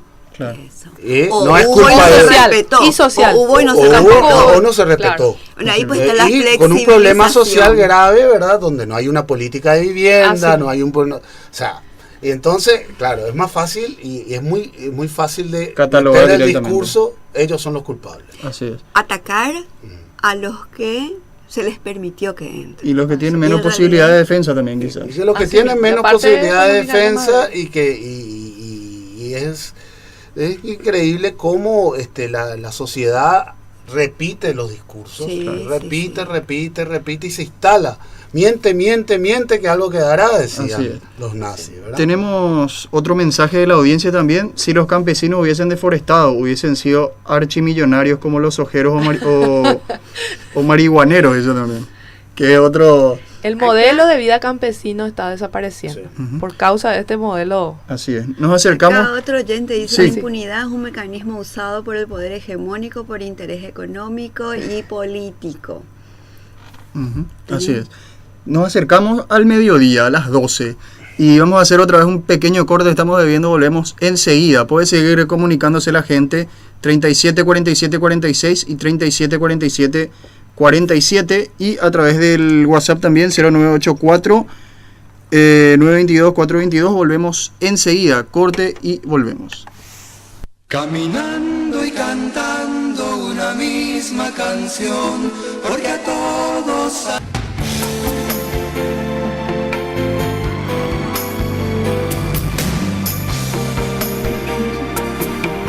Volvemos, la gente sigue comunicándose a través del WhatsApp. Señores del programa, es bueno manejar conceptos claros. La señora Karina no cometió un error, sino un dolo con indicios imputables por la Fiscalía. Ella más que nadie debió ser y no parecer, aunque hayan muchos corruptos en las instituciones. Si no renunciaba Mario, de todos modos la tenía que apartar. Saludos de Roque Cabral, dice... Bien, yo oyente. creo que de hecho eso es muy importante, pues abrió un debate muy interesante, porque lo que nos indica de que la corrupción no tiene... cuando es corrupción, cuando es delito o cuando es error, son conceptos que vamos a tener que ir hablando, y sobre todo porque se produjo del lado de una mujer, de una persona que es de otro color partidario, llamó poderosamente la atención, y eso nos induce a retomar con mucha fuerza esa corrupción histórica que venimos sufriendo y que decíamos justamente acá en el intermedio, de cómo nos afecta a todas las clases sociales, entre comillas, cosa que tanto odio hablar de clases sociales, porque yo creo que somos ciudadanos y no tenemos que encasillarnos en ricos, pobres o clase media, o no, somos ciudadanos y tenemos el mismo derecho a hablar, el mismo derecho a tener educación, el mismo derecho a tener oportunidad laboral, el mismo derecho a tener un hospital o un sanatorio. A mí, yo en realidad el día en que los parlamentarios le manden a sus hijos a un colegio público o vayan a un hospital público, seré inmensamente feliz, porque quiere decir que ese día nuestros hospitales van a funcionar, nuestras escuelas van a funcionar, y ese día yo creo que vamos a cumplir nuestro propósito. O sea, tenemos mucho por hacer, ¿verdad? Rosa, a mí me había mandado, disculpame que te corte, a mí me había mandado alguna vez un video de lo que es primer mundo, lo que son los países más avanzados. Si no recuerdo, si mal no recuerdo, era Bélgica, en donde la clase política no solamente que elegían, sino que estaban obligados a asistir a hospitales públicos, a mandar a sus hijos a colegios públicos, e incluso tenían ellos un departamento en donde se veían obligados por ley a vivir con las condiciones básicas, vivir con un sueldo mínimo, vivir con lo que el Estado te brinda, y por sobre todo demostrarle a la ciudadanía que el político, la persona que está ocupando un cargo público, puede vivir con lo que gana, con lo mínimo que gana un ciudadano. O sea, esos son países primarios. O imagínense que un empresario exitoso que puede juntar miles de millones también tenga que usar un sanatorio. ¿Por qué no? Hay mucha gente que si te queda a mano, si te queda al lado de la casa, ¿y por qué no lo vas a usar? O si tenés una escuela pública que tiene mejor enseñanza incluso que una privada, ¿por qué no le has de mandar a tu hijo? En realidad yo creo que esa es la sociedad que tenemos que construir. No importa si somos ricos, clase media, clase pobre, todos tenemos el mismo derecho a exigir. El mismo derecho, porque hay que entender que cuando nos roban el presupuesto, nos están robando. Al que más tiene, más le roban. Al que menos tiene, le están robando la oportunidad de desarrollarse, la oportunidad de vivir. Pero al que más tiene, le están robando posiblemente más en términos económicos, ¿verdad? Entonces yo creo que por ahí este tema de la gente que está corroyendo nuestro presupuesto, por eso el programa de hoy le llamamos los roedores de presupuesto, ¿verdad? Porque el presupuesto es el que nos indica cómo van a ser nuestras escuelas, cómo van a ser nuestras calles, cómo van a ser nuestras plazas, cómo van a ser todo lo que tengamos que usar entre todos. Y entonces la conciencia colectiva que tenemos que generar es esa, ser todos contralores, y no solamente en una mesa de debate, sino que cuando nos vamos por la calle, en tu auto, con tu celular que hoy está tan a mano, sacarle una foto a lo que está mal, y es un ejercicio cívico importante. Hoy las redes sociales son una herramienta muy importante para denunciar ese tipo de atropellos que se dan en tu cara, en la calle, en plena luz del día, y no tener que solamente recurrir a lo que sale en la tapa del diario o lo que nos induce o lo que nos cuenta la información, ¿verdad? Pero yo también tengo que decir que muchos amanecemos leyendo el diario o prendiendo la tele para ver qué pasó, ¿verdad? Porque la noticia que te da a las 6 de la mañana en la tele que es lo que normalmente está en la tapa del diario, es lo que todo el mundo habla en el día. Y finalmente nuestro ejercicio de ciudadanía contralora se centra más en eso que vimos a las 6 de la mañana. Por eso la importancia de todos estos espacios que nos digan, bueno, las cosas que van pasando en todos lados. Porque en todos lados se nos cuecen hadas, no importa si estamos hablando de presupuesto municipal o de presupuesto nacional, en todos lados tenemos esos problemas, ¿verdad? No importa si estamos hablando en el Poder Judicial o si estamos hablando en el hospital, son recursos públicos los que se están manejando. Así como mencionó el compañero, el estándar de vida debe ser digno, debe ser alto, debe ser de confort. Si un político en un país, entre comillas, de primer mundo, es capaz de vivir en un departamento modesto, utilizar el transporte público, mandar a sus hijos a la escuela, con toda la riqueza y tantos recursos que existen en nuestro país, ¿por qué nosotros no podemos implementar lo mismo? Acá estamos hablando de roedores de presupuesto, pero no solamente en un sentido de apropiación de recursos, estamos hablando de diseños inclusive, ¿verdad? Porque acá pues la lógica es que el pobre tiene que andar en chatarras, por ejemplo, subirse en un transporte público lamentable, y porque sos luego pobre no estudies ni trabajes a la noche, por ejemplo, ¿verdad? Porque no vas a tener colectivo. O sea, ¿cuáles son los estándares sobre los cuales nosotros basamos nuestra lógica para diseñar estas cosas? ¿Qué es lo que se implementa a través de estas políticas públicas que dan estos diseños de estos servicios? Por ejemplo, ¿verdad? Uh-huh. Totalmente. Es que ahí se habla justamente de temas como sueldo mínimo, que en cualquier país del mundo uno sabe que, y analizando bien la palabra, mínimo es lo básico, lo mínimo que uno necesita para poder sobrevivir. ¿Y por qué me llamó la atención tanto? Hace un tiempo importante atrás había visto ya este video donde demostraba todo lo que cómo se manejaba la clase política en ese país en particular.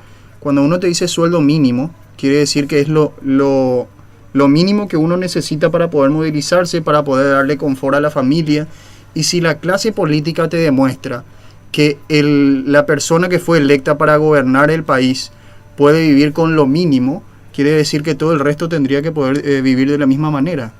Sí, pero un salario mínimo acá no importa, si trabajan 2 o 3 personas, difícilmente se pueda vivir de ese salario mínimo. Por eso discrepo absolutamente de lo que decís, Rosa, con todo respeto a tu postura, ¿verdad? Yo creo que sí es una lucha de clases, porque acá tenemos parlamentarios que se hacen mandar a hacer pines de oro, ¿verdad? Compran motocicletas, no sé cuántos miles de dólares. Eso hay que llamarle por su nombre. Claro, por séquitos, ¿verdad? Nos remitimos otra vez a la Edad Media más o menos, y hablamos de gente que por ley se quiere llamar honorable, que tiene un salario, no sé, 17 millones de guaraníes, es lo básico para ser un funcionario a ese nivel público. Entonces, para mí es claramente, para todos nosotros, es una lucha de clases. Pero sabes que yo creo que eso se le busca un nombre. Y se trata como una cuestión ideológica. En realidad es una conducta delincuencial, porque cuando un parlamentario abusa de su cargo para ponerse pines de oro, para ponerse los viajes a Cancún, secretarias de oro, hay algo que está reglamentado. El delito está reglamentado, está legalizado, o sea, hay una ley que dice qué es delito y qué es lo que no es delito. Entonces hay que poder decirle con su nombre y apellido. ¿Por qué? Porque si no parece eso forma parte de una lucha de clases. No, yo pienso que eso es una conducta delincuencial y hay que determinar la persona que lo hace y hay que caerle con todo, por el daño que está causando. Ahora, si me dicen que sistemáticamente se está planificando de cómo empobrecerle a unos cuantos, ahí vamos a hablar de otro tipo de... Pero cuando hablamos de conducta, cuando hablamos de algo que está tipificado como delito, yo creo que nuestro rol es hacerle que la ley le caiga encima y que pague, que la condena y que tenga que terminar con sus huesos en la cárcel como cualquier Juan Pueblo. Y para eso se necesita, Rosa, una justicia independiente. Pero Totalmente. cuando decimos justicia independiente, yo siempre digo que se confunde muchas veces y se utiliza el término de justicia independiente, se dice justicia independiente de los partidos políticos. Está bien. Perfecto. También. Pero justicia independiente de todo. De todo. De los poderes económicos. Sí. ¿Verdad?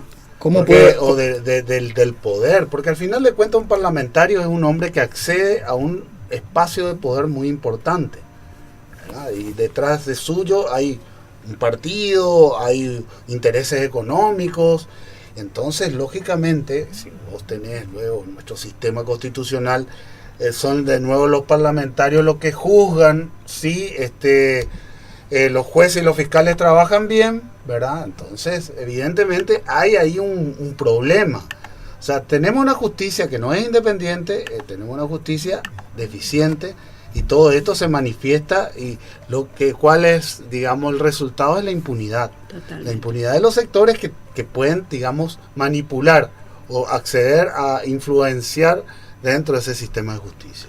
Realmente, y yo creo que eso es justamente, o sea, es una de nuestras deficiencias, y sobre todo cuando vemos de que los partidos políticos, los hegemónicos son los que están poniendo, designando desde el rector en la universidad, designando, le basta con poner a los miembros de la corte, a los magistrados, a los jueces, y sin embargo uno habla con ellos y ellos imploran de que en realidad se pueda, muchos de ellos, que a ver cómo se puede romper esa espada de Damocles que está sobre ellos, porque el poder... Una cuestión para recordar, Rosa, que a mí me gusta recordar esto, y yo sé que a Natalia también le gusta.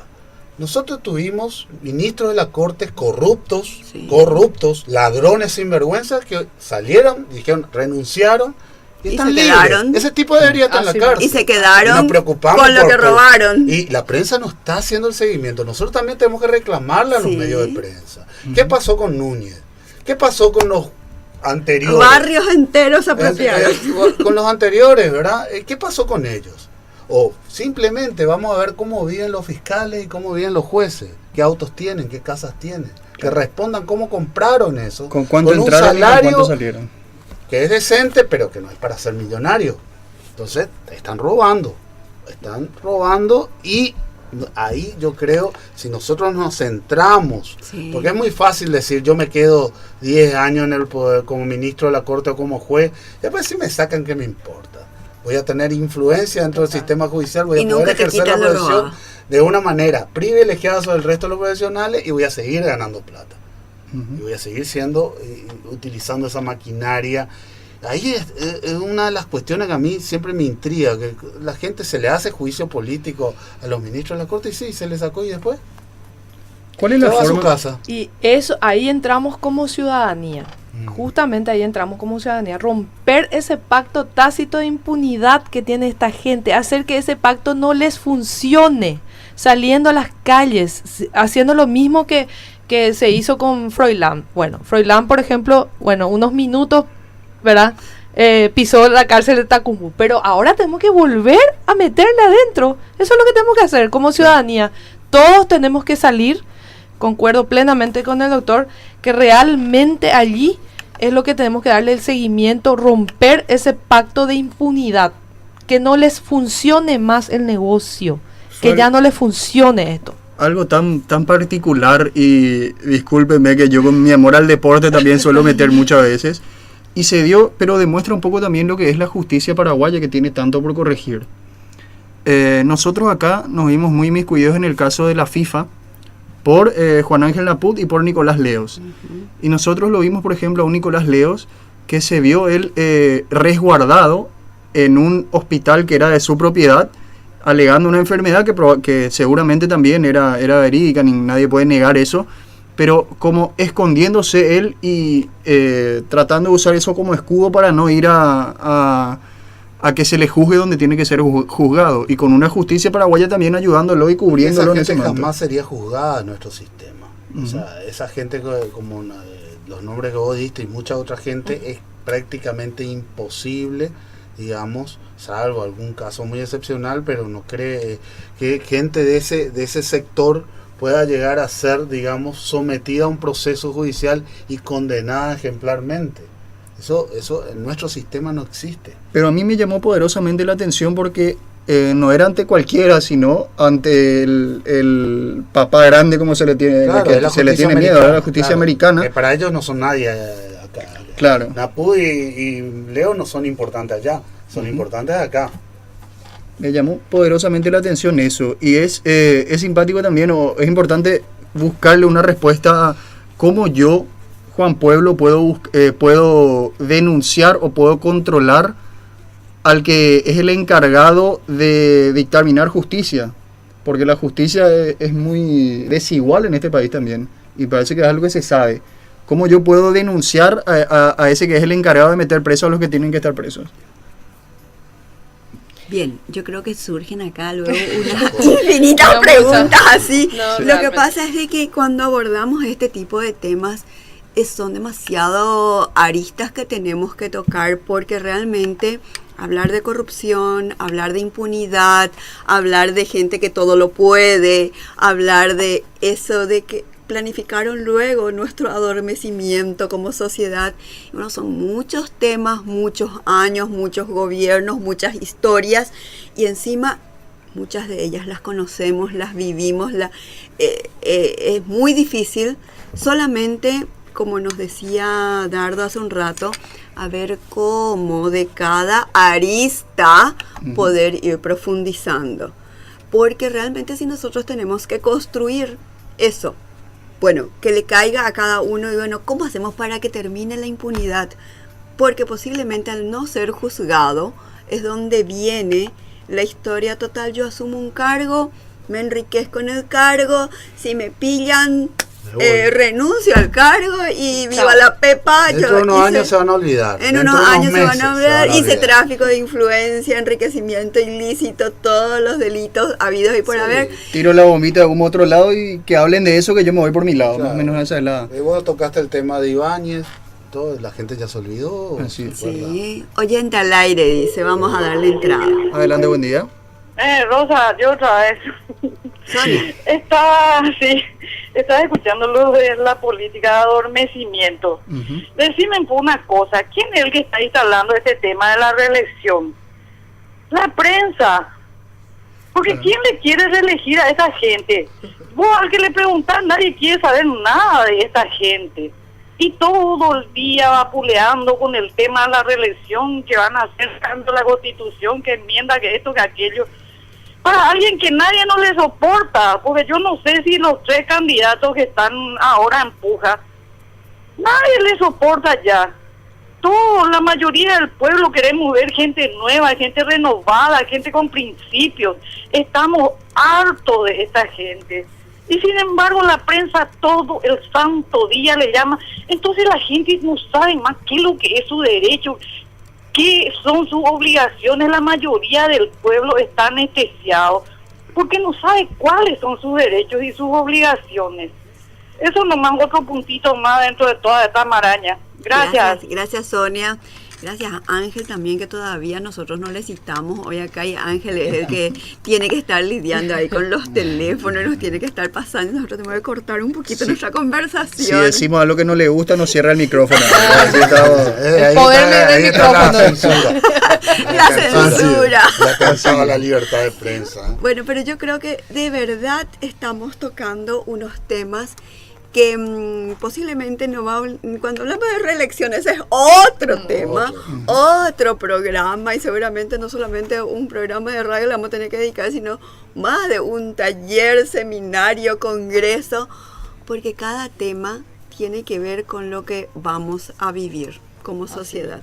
Y realmente yo creo que me estabas diciendo, tenemos que ir 12:20 a un corte. Sí, podemos seguir un poquito, y me parece que sería interesante si seguimos hablando de esto que estábamos mencionando, ¿verdad? Como estas bombas de humo que se usan. Las bombas de humo. Estas bombas de humo que se usan para dispersar la atención.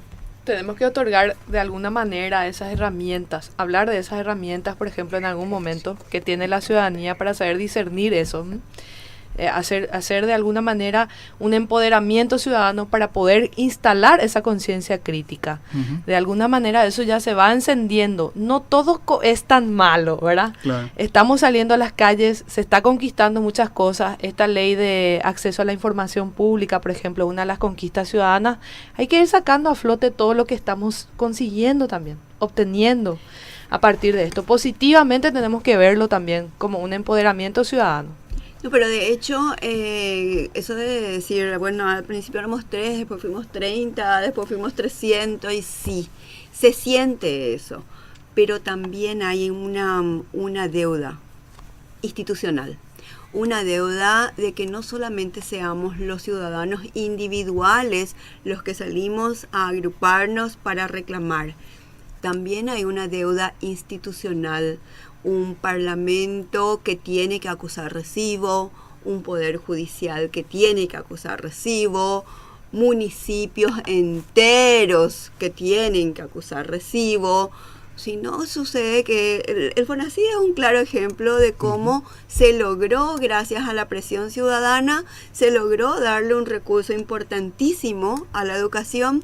Sin embargo, yo no sé si los intendentes no tuvieron la capacidad ni siquiera de ponerse asesores, valga otra vez la palabra asesor, para poner en destaque que el asesor es importante cuando hace bien su trabajo, y si no se usa sus rubros como para asalariar a un correligionario que te cebe tereré.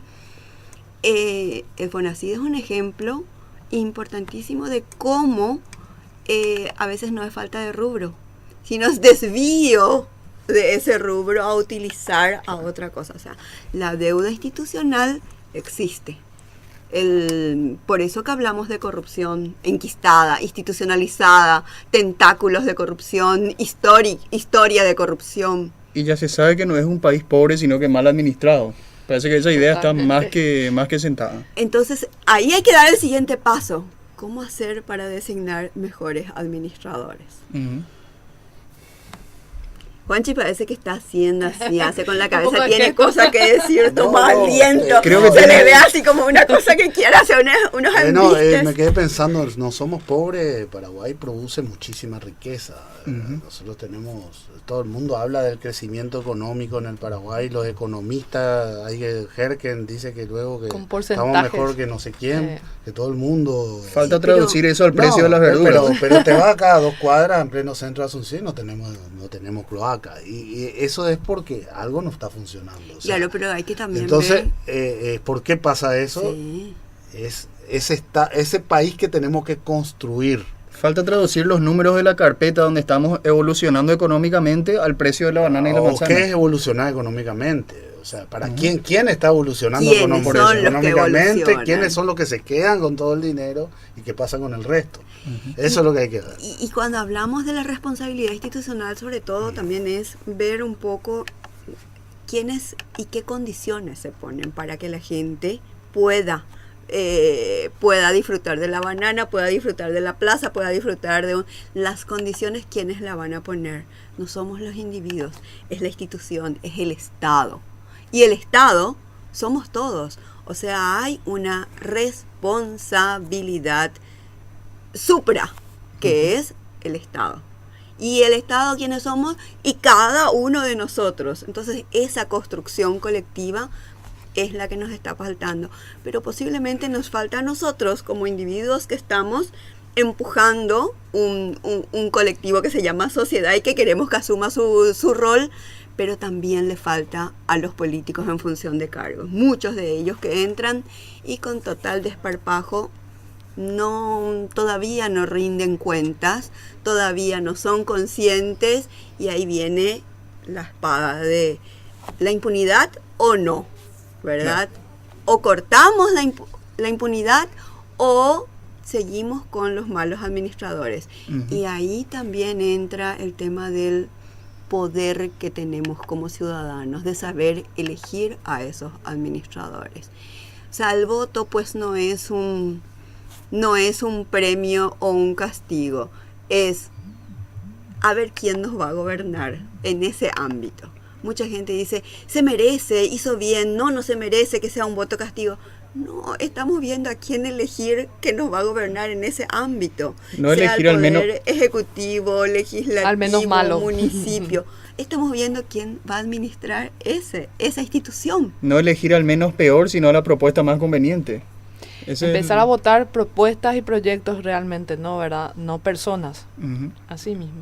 Porque está también dentro de esa educación cívica que se da más allá de estudiar o no en la escuela secundaria la materia de ética, de aprender a decir ya, no voy a votar por el que si entra tal persona yo puedo conseguir un cargo en tal lugar, sino que si entra tal persona, ¿qué va a hacer para que se pueda un poco arreglar la situación del país? La revolución social la van a hacer los ciudadanos. Acércate al micrófono. Sí. Quiero decir nomás que la revolución social la van a hacer los ciudadanos y ciudadanas. Eso es lo que la ciudadanía tiene que entender, la sociedad tiene que entender. Si se está trabajando mal, si hay cerca de 300.000 personas en el Estado que hacen la función del Estado, la parte administrativa, la sociedad en sí tiene que organizarse y tiene que salir a reclamar para torcer esa realidad. Positivamente, ¿verdad? Entonces, si la ciudadanía no se organiza, pasa que se vuelve expectante. Se queda, es como si fuera que te subís, en donde la sociedad se sube en una tribuna y mira lo que está pasando, ¿verdad? Y ¿qué es lo que hace cada 5 años? Se va a votar a algunas personas y le delega esa función a esas personas para que resuelvan sus problemas y le dejan solos y solas a esas personas. Pero más allá eso es lo que pasa acá en Paraguay. Entonces, si nosotros tenemos una sociedad organizada, por ejemplo, de 2 o 3 millones de personas, y ante cada situación salimos, ¿verdad? Paralizamos un país, vamos a tener otra sociedad muy diferente. No es que tenemos que acá estar esperando hasta unas nuevas elecciones, no, ahora tenemos que salir a exigir, pero para eso hay que generar esa conciencia crítica, ¿verdad? Hay que entender eso, la sociedad tiene que entender eso, tienen que empoderarse de la lucha, tiene que creer en eso, ¿verdad? Porque eso es lo que siempre nos está pasando, ¿verdad? Vamos cambiando de personas, cambiamos incluso de partidos, votamos a otras personas y siempre medio que somos medio cómodos, ¿verdad? Nos sentamos en una tribuna y esperamos, miramos a ver qué pasa. Espero que me sirva la comida toda preparada. Y nos sentimos juzgadores también. Y no es así, somos todos el Estado. Acá hay una intervención interesante del doctor Chamorro que dice un tema para el debate sobre la formación pública de los gestores políticos que no conocen la función política del Estado. Por eso hay dificultad de entender los mecanismos.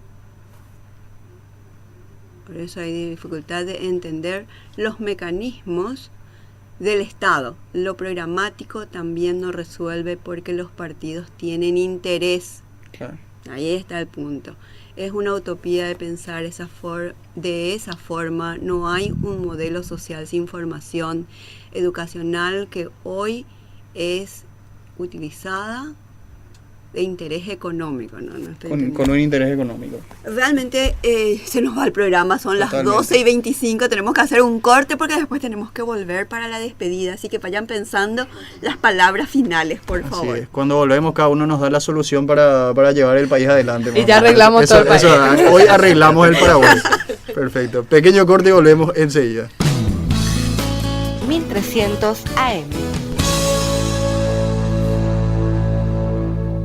Cambia también lo profundo, cambia el modo de pensar, cambia todo en este mundo, cambia el clima con los años, cambia el pastor su rebaño, y así como todo cambia, que yo cambie no es extraño, cambia todo.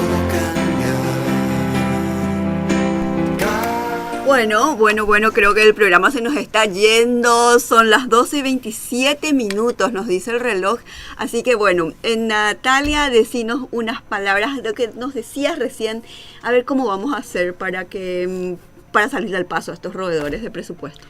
Y la verdad que las ratas necesitan insecticida, y vamos a hacer nosotros ese insecticida, vamos a romper ese pacto de impunidad con el poder que tenemos como ciudadanía, porque esto es lo que hoy nos toca hacer, y esta es la hora justa y precisa.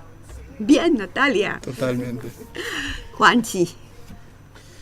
Mira, hemos tocado muchísimos temas. Este es un país que, por un lado, le hace falta tantas cosas, pero por otro lado, que hagan falta tantas cosas también nos hace sentir de que en cierta medida podemos poner un granito de arena para mejorar, ¿verdad?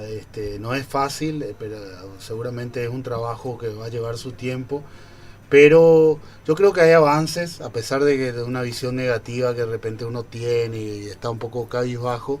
También hay que decir de que se han logrado cosas, y que depende un poco de todos que podamos hacer de que este país sea un país más justo y que sea un país donde sea mejor, un lindo lugar para vivir, donde todos podamos vivir con dignidad y poder desarrollarnos como individuos. Ese es el gran desafío que tenemos los paraguayos. Gracias, Juanchi. Dardo.